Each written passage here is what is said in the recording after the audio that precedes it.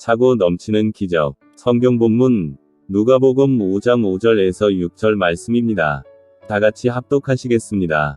시몬이 대답하여 이르되 선생님 우리들이 밤이 새도록 수고하였으되 잡은 것이 없지만은 말씀에 의지하여 내가 그물을 내리리이다 하고 그렇게 하니 고기를 잡은 것이 심히 많아 그물이 찢어지는지라. 아멘. 여러분, 베드로는 갈릴리에 사는 어부였습니다. 그는 여느 때처럼 배를 띄워 고기를 잡으러 갔습니다. 그는 고기를 잡으려고 온 힘을 다해 여기저기 그물을 던졌습니다. 그러나 어찌된 일인지 그날따라 고기가 한 마리도 잡히지 않았습니다. 밤새도록 수고를 하였지만 허사였습니다. 베드로는 낙심한 채 호숫가로 돌아와 그물을 씻고 있었습니다. 그때 사람들의 웅성거리는 소리가 들렸습니다. 베드로가 주위를 돌아보니 예수님과 그를 둘러싼 사람들이 보였습니다. 예수님께서는 베드로의 배에 올라 말씀을 전하셨습니다. 말씀을 마치신 예수님께서는 베드로에게 누가복음 5장 4절에 깊은 데로 가서 그물을 내려 고기를 잡으라 고 하셨습니다. 한 마리의 고기도 잡지 못해 시리에 빠져있던 베드로는 예수님의 말씀대로 깊은 데로 가서 그물을 던졌습니다. 그러자 기적이 일어났습니다. 2배에 가득히 차고 넘치도록 고기가 잡힌 것입니다. 베드로가 어떻게 차고 넘치는 기적을 체험하게 되었을까요?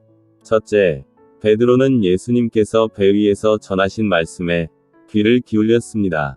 예수님의 말씀은 그에게 전혀 새로운 말씀이었습니다. 그것은 진리와 생명의 말씀이었습니다. 사람들에게 새로운 힘과 소망을 주는 말씀이었습니다. 빈 배로 인해 시리에 빠져있던 베드로는 예수님의 말씀을 그의 마음속에 받아들였습니다. 베드로의 마음밭에 떨어진 예수님의 말씀은 위대한 기적을 일으키는 씨앗이 되었습니다. 마찬가지로 우리가 실패를 딛고 일어나 성공하기 위해서는 먼저 예수님의 말씀에 귀를 기울여야 합니다. 우리는 길이요 진리요 생명이신 예수님의 말씀을 받아들여야 합니다. 둘째, 베드로는 예수님의 말씀을 굳게 믿고 의지했습니다. 예수님께서 깊은 데로 가서 그물을 내려 고기를 잡으라고 말씀하셨을 때 베드로는 다음과 같이 누가복음 5장 5절에 선생님 우리들이 밤이 새도록 수고하였으되 잡은 것이 없지만은 말씀에 의지하여 내가 그물을 내리리이다 라고 대답했습니다. 베드로는 고기 잡는 일에 있어서는 산전수전 다 겪은 고기잡이의 전문가였습니다.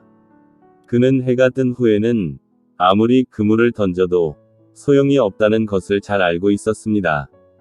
그러나 베드로는 자신의 인간적인 경험을 포기하고 예수님의 말씀을 따르겠다는 믿음의 결단을 내렸습니다.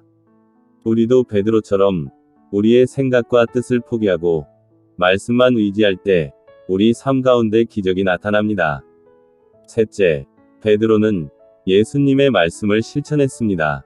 예수님의 말씀을 듣고 따르기로 결단한 다음에는 그 말씀을 실천에 옮겨야 합니다.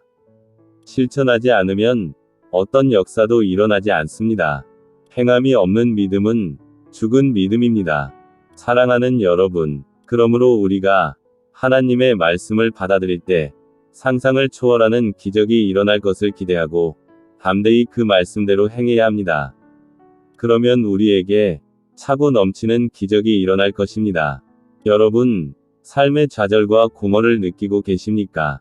예수님 앞으로 나오십시오. 예수님께서 차고 넘치는 기적을 우리에게 베풀어 주실 것입니다. 아멘. 오늘도 승리했습니다. 할렐루야.